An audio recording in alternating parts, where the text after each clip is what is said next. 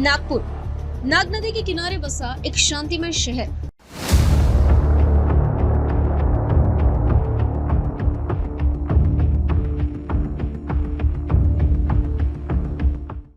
नागपुर में कभी भूकंप नहीं आया, न ही इस गांव को कभी किसी आतंकी हमले का खतरा हुआ है। हालांकि नाग नदी से आई बाढ़ ने नागपुर को कई बार डुबो के रख दिया।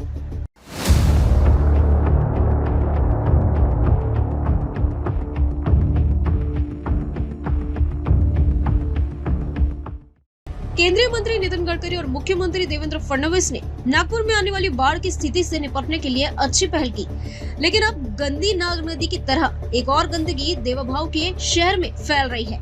ये गंदगी है गुंडागर्दी की, दहशतगर्दों की।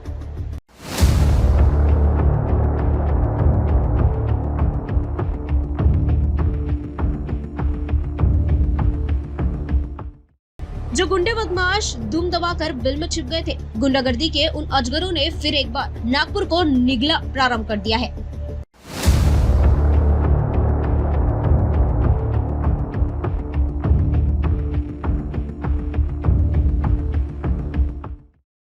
गुंडों की गैंग के बीच लगातार लड़ाइयां हो रही है। ड्रग्स के खिलाफ चले ऑपरेशन के बाद भी नागपुर में एमडी की तस्करी जारी है।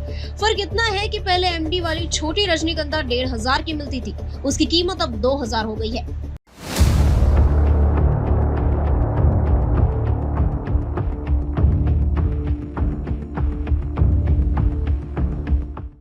अब तो हालात ये है कि नागपुर में छोटा विवाद होने पर भी लाठी, तलवार, चाकू और छुरे निकल रहे हैं।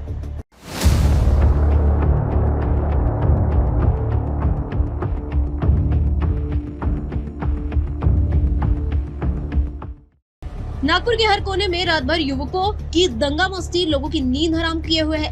अंधेरी गलियों और बगीचों में युवक युवतियां अश्लील हरकतें करते दिखाई देते हैं।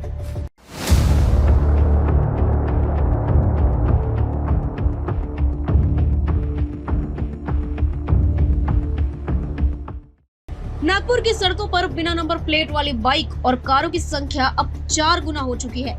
पहले बाइक पर ट्रिपल सीट लोग दिखा करते थे, अब एक बाइक पर 4 लोग दिखने लगे हैं। हेलमेट को कूड़ेदान में फेंक दिया गया है। नागपुर वालों के लिए ट्रैफिक जाम अब कोई नई बात नहीं रही है।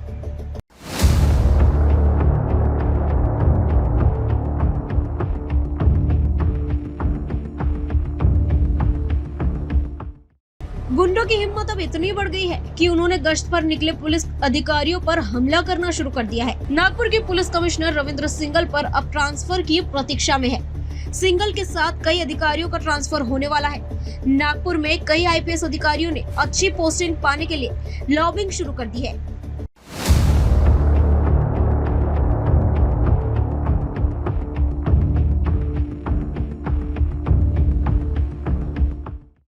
ट्रांसफर और अच्छी पोस्टिंग के चक्कर में बड़े पुलिस अधिकारियों के कारण नागपुर की कानून व्यवस्था लड़खड़ाती हुई दिख रही है।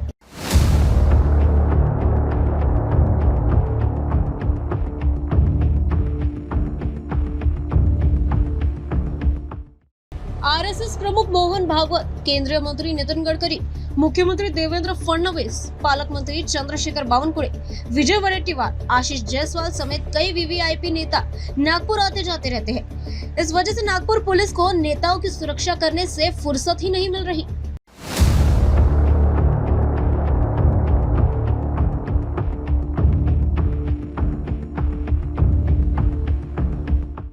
नागपुर में कई नए पुलिस स्टेशन बन रहे हैं, लेकिन इस पुलिस स्टेशन में काम करने के लिए अधिकारी और कर्मचारी तो चाहिए। जनसंख्या के आधार पर नागपुर पुलिस बल की संख्या कम पड़ती नजर आ रही है। इस और न पालक मंत्री बावनकुळे का ध्यान है, न ही देवाभाऊ का।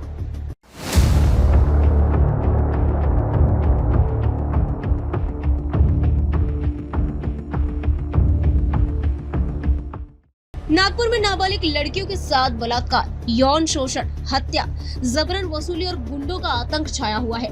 ऐसे में सबके मन में एक ही सवाल है, प्यारी बहनों के प्यारे देवाभाऊ का ध्यान कहाँ है? और सरकार का ध्यान नहीं है तो विरोध पार्टियों के नेता क्या चैन की नींद सो रहे हैं?